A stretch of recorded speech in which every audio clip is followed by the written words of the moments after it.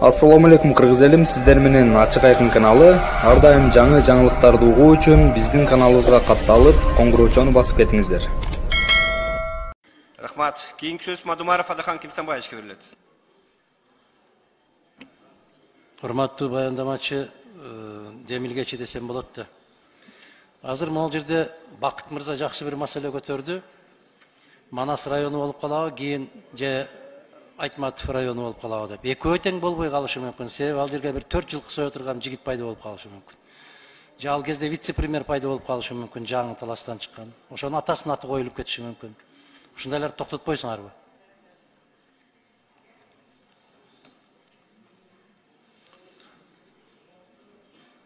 Адахан Кимсанбаевич, ушул кайра атоодо бизде жобо бар. Ушул жобо менен биз жана так мындай өзүбүздүн эрежелерди айтып бердим. Ошол негизинде коюлат, адамдын ысымы коюлса. Эрежеңерге карабайсыңар да, айылга барганда биз көрүп атабыз да. Киши тааныбаган кишилердин эле аттары пайда болуп калып атпайбы? Заңкайган. Көчөнү карагыла, азыр бүтүндөй эле ошондой билбордтор. Биринчиден ушу жергиликтүү элдин колдоосу керек, ошондуктан мен ойлойм мындайга жол берилбейт болчу. Жергиликтүү элдин колдоосу ким жылкы сойсо ошону колдойт. Биздин менталитет ошондой.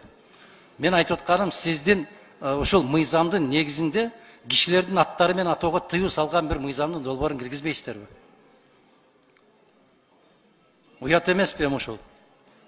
Тирүү адамдардын аттары коюлуп кетип баратат. Тирүү адамдарга эстеликтер коюлуп кетип баратат.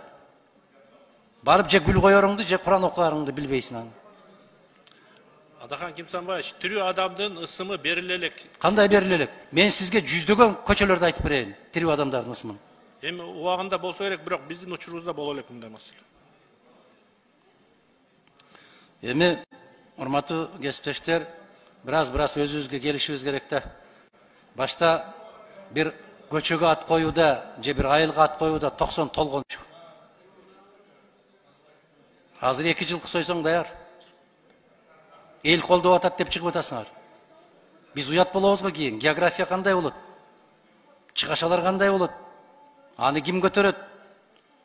Көчөңө жарык коюп берем десе эле ошонун атасынын атын коюп атабыз.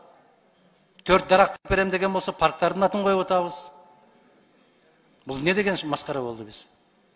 Кийин таппай калабыз го кайсы айыл, кайсы жерде экенин. Көчөлөрдүн аттарын билбейбиз. Мына Бишкекте азыр көчөлөрдүн аттарын айтса билбейбиз биз.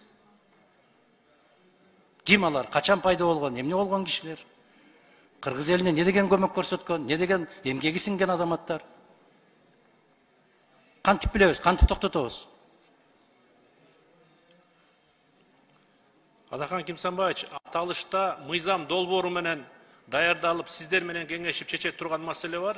Эми албетте жергиликтүү кеңештин депутаттарындагы ошол чече турган, ошол сиз айтып аткан көчө, переулок жанагындай маселелерди чечүүдө алардын өзлөрүнүн укугу. Бирок сиз айтып аткан туура маселе, биз муну мындай бир жергиликтүү кеңештер менен иш алып баруу боюнча колго алабыз. Сиз жергиликтүү кеңештер менен иш алып баруу эмес, мыйзам менен тыюу салыңыз. Мыйзам менен биз кыргызбыз.